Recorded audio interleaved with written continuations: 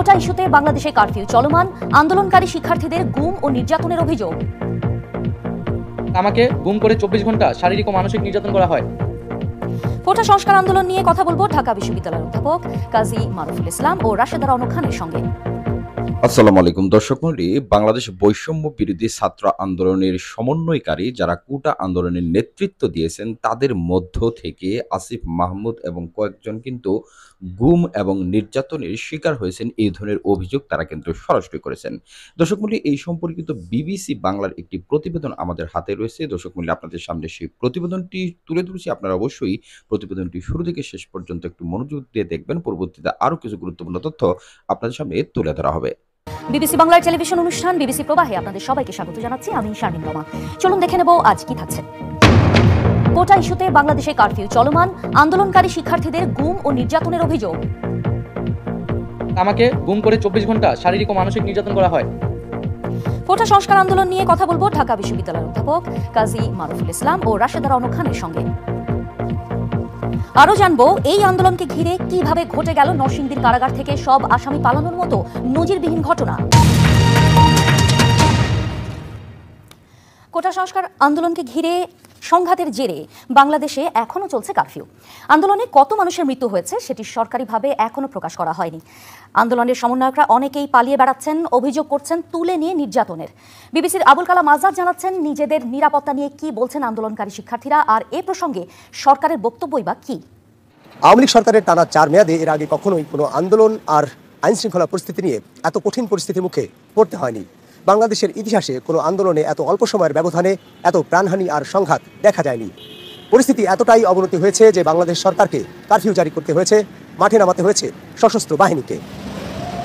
পরিস্থিতি নিয়ন্ত্রণে চলছে দেশ জুড়ে অভিযান, তৈরি হয়েছে একটা ভীতিকর পরিবেশ।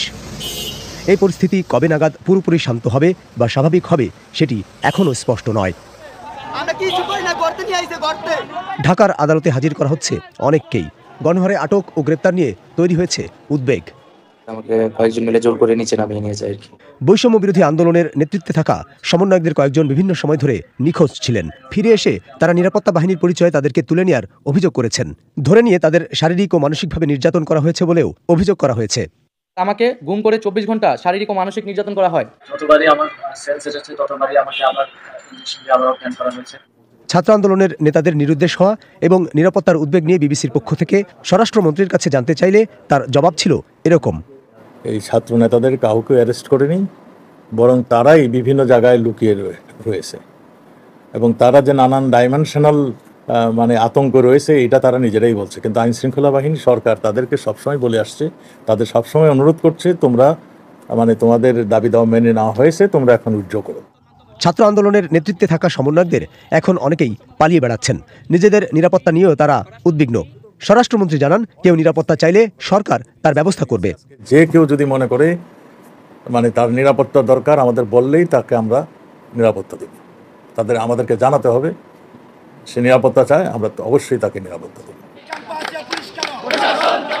এদিকে আন্দোলন চালিয়ে যাওয়া এবং কর্মসূচি নিয়ে ছাত্র আন্দোলনের সমন্বয়কদের মধ্যে একটা বিভক্তি দেখা যাচ্ছে।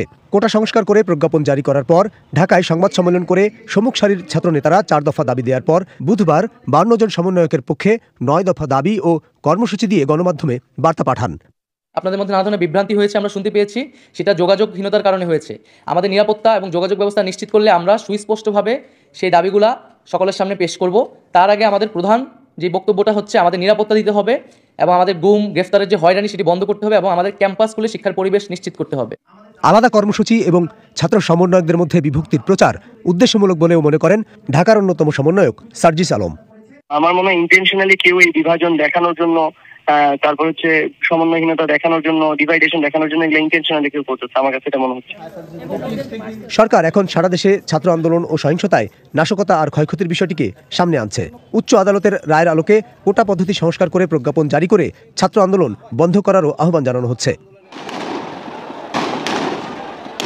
আন্দোলনকারী ছাত্ররা বলছেন, সরকার কোটা সংস্কার আন্দোলন সহিংস হবার পরে যে তৎপরতা দেখিয়েছে সেটি আগে দেখালে বাংলাদেশে এমন ভয়াবহ পরিস্থিতি সৃষ্টি হতো না। আর ভবিষ্যতে এই আন্দোলনের সমাপ্তির বিষয়টিও এখন সরকারের পরবর্তী ভূমিকার উপরেই নির্ভর করছে। সেই সাথে অনেকে ক্ষোভ জানাচ্ছেন, কারণ আন্দোলনে পুলিশের নির্বিচারে গুলি আর সংঘর্ষে যত প্রাণ গেল সেই প্রসঙ্গ এড়িয়ে সরকার শুধু সম্পদের ক্ষয়ক্ষতির দিকটিকেই বড় করে দেখাচ্ছে। আবুল কালাম আজাদ, বিবিসি বাংলা। বিবিসি প্রবাহ স্টুডিওতে আজ আছেন ঢাকা বিশ্ববিদ্যালয়ের অধ্যাপক রাশেদা রনক খান এবং কাজী মারুফুল ইসলাম। আপনাদের দুজনকে অনেক ধন্যবাদ বিবিসি প্রবাহে যোগ দেওয়ার জন্য। মারুফুল ইসলাম, আমি শুরুতে আপনার কাছে আসতে চাই।